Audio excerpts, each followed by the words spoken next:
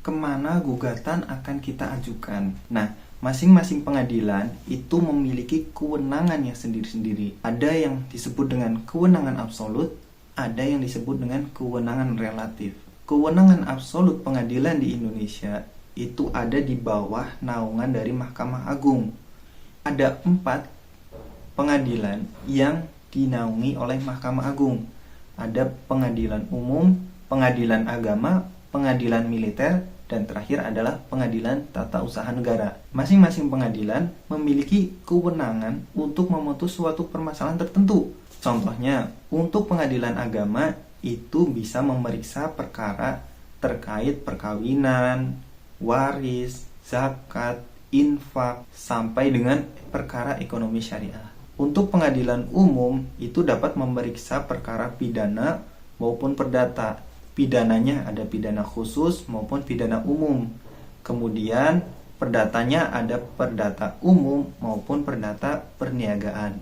Untuk pengadilan tata usaha negara itu hanya memeriksa terkait dengan sengketa tata usaha negara, seperti keputusan dari pemerintah daerah, kemudian perilaku dari pejabat-pejabat pemerintahan. Selanjutnya, pengadilan militer itu hanya terbatas pada perkara-perkara yang bersangkutan dengan militer. Nah, setelah kita mengetahui perkara ini akan dibawa ke pengadilan mana, kita harus tahu juga kewenangan relatif dari pengadilan.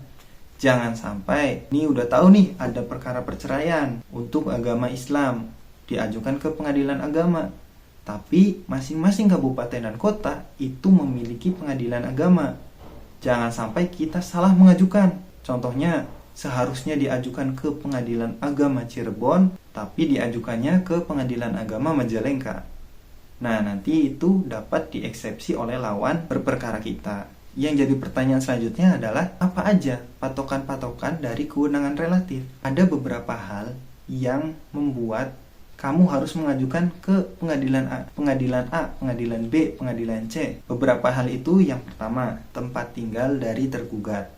Yang kedua, apabila tergugat lebih dari 1, maka penggugat dapat memilih di tempat tergugat mana perkara ini akan diajukan. Yang ketiga, apabila objek yang menjadi sengketa adalah barang tidak bergerak seperti tanah, maka kita dapat mengajukan gugatan di mana pengadilan itu mewilayahi barang tidak bergerak tersebut. Yang keempat, apabila ada sebuah perjanjian yang di dalamnya telah diatur ketika ada permasalahan akan diselesaikan di pengadilan ini, maka hal itu juga dapat menjadi dasar kemana kita akan mengajukan gugatan. Yang kelima, khusus untuk perkara perceraian yang diajukan oleh suami, maka dapat diajukan di pengadilan agama yang mewilayahi tempat kediaman istri. Apabila kedua belah pihak ada di luar negeri, baik suami maupun istri, kemudian ingin mengajukan cerai, maka permohonan cerai talak atau gugatan cerai dapat diajukan di Pengadilan Agama Jakarta Pusat. Nah, itulah beberapa patokan yang bisa kita jadikan sebagai acuan di pengadilan mana kita akan mengajukan gugatan tersebut. Sekian yang dapat saya sampaikan, semoga bermanfaat. Jangan lupa like, komen, dan subscribe. Sampai jumpa di konten selanjutnya.